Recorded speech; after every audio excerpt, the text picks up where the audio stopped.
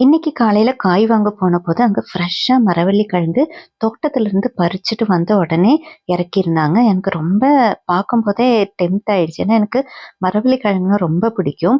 ஆனா, எப்பவுமே நான் மரவள்ளி கிழங்கு வாங்கி வீட்டுக்கு வந்து கட் பண்ணி பார்க்கும்போது, அது ஃபுல்லா பிளாக் ஆயி கெட்டு போய் தாங்க இருக்கும். அத நம்ம யூஸ் பண்ணவே முடியாது.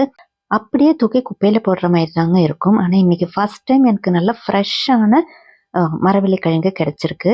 ஸோ, இம்மீடியட்டா நான் வாங்கி ஈவினிங்க்கே நான் ஸ்நாக் ப்ரிப்பேர் பண்ணிட்டேன்.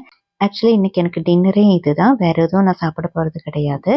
மரவள்ளி கிழங்கு நல்லா தோலெல்லாம் ரிமூவ் பண்ண பிறகு, ஃபர்ஸ்ட்டு பெரிய பெரிய பீசஸா ரவுண்டா கட் பண்ணிட்டு, அத சின்ன சின்ன பீசஸா கட் பண்ணிக்கணும். இப்ப நான் கட் பண்ணிக்கிறது உங்களுக்கு பார்த்தாலே தெரியும். இந்த மாரி மீடியம் சைஸ்ல கட் பண்ணிக்கணும். அத ஒரு குக்கர்ல போட்டு, அ தேவையான அளவுக்கு கொஞ்சமா மஞ்சத்தூள் நான் ஒரு 1/4 ஸ்பூன் மஞ்சத்தூள் போட்டிருக்கேங்க. அது கூட தேவையான அளவுக்கு உப்பும் போட்டு, அ மரவள்ளி கிழங்கு மூழ்குற அளவுக்கு மட்டும் தண்ணி ஊத்தியிருக்கேன். ரொம்ப தண்ணியெல்லாம் தேவைப்படாது. அது குக்கர் மூடி போட்டு 2 விசிலுக்கு வச்சுக்க போறேங்க. சில மரவள்ளி கிழங்கு மட்டும் ரொம்ப வேகுற மாதிரி இருக்கும். பட் இது எனக்கு பார்க்கும்போதே தெரிஞ்சது நல்ல மாவு மாதிரி சாஃப்ட்டா இருந்தது. அதனால தான் நான் 2 விசிலுக்கு வச்சிருக்கேன். தேவைப்பட்டதுன்னா மறுபடியும் வேணா வச்சுக்கலாம் இல்லைங்களா? அப்படி இல்ல நம்ம ஒட்டுக்க ஒரு 4, 5 விசிலுக்கு வச்சுட்டோம் அப்படின்னாக்கா, அது ஃபுல்லா கலங்கி போயிடும். பட் இன்னைக்கு நான் பண்ண போற ரெசிபிக்கு வந்துட்டு நல்லா பீஸா இருக்கணும். அப்பதான் நல்லாருக்கும்.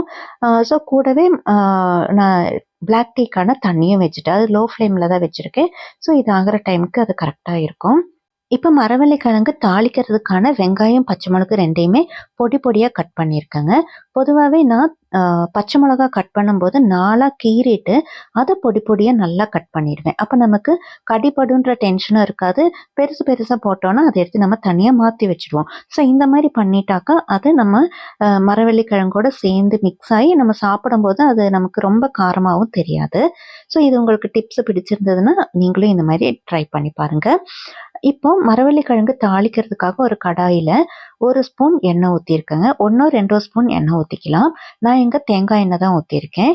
அதுல நம்ம நறுக்கி வச்சிருக்கிற வெங்காயம், பச்சை மிளகாவையும் போட்டு, கொஞ்சமா கறிவேப்பிலையும் போட்டு, அதுல ஒரு 1/2 கை அளவுக்கு தேங்காவும் போட்டிருக்கேங்க. துருவி போட்டிருக்கேன். தேங்காய் போடும்போது ரொம்ப நல்லா டேஸ்ட்டா இருக்கும். கண்டிப்பா தேங்காய் போடுங்க. அதேபோல நம்ம ஏற்கனவே மரவள்ளி கிழங்கு வேக வைக்கும்போது கிழங்குக்கு தேவையான உப்பு போட்டிருக்கோம் இல்லைங்களா? பட் இப்ப நான் வந்துட்டு அ இந்த தேங்காவும், வெங்காயமும் டேஸ்ட்டுக்காக கொஞ்சமா ஒரு 1/4 ஸ்பூனுக்கும் கம்மியா உப்பு போட்டு, வேக வச்சிருக்கிற மரவள்ளி கிழங்கையும் தண்ணி இல்லாம தாங்க போட்டிருக்கேன். அவ்வளோதாங்க. இத நல்லா ஒரு தடவ மிக்ஸ் பண்ணி விட்டுட்டாக்க சூப்பரான மரவள்ளி கிழங்கு பொரியல் ரெடி ஆயிடுச்சுங்க. உங்களுக்கு இந்த ரெசிபி பிடிச்சிருந்தா, நீங்களும் உங்க வீட்ல ட்ரை பண்ணி பாருங்க.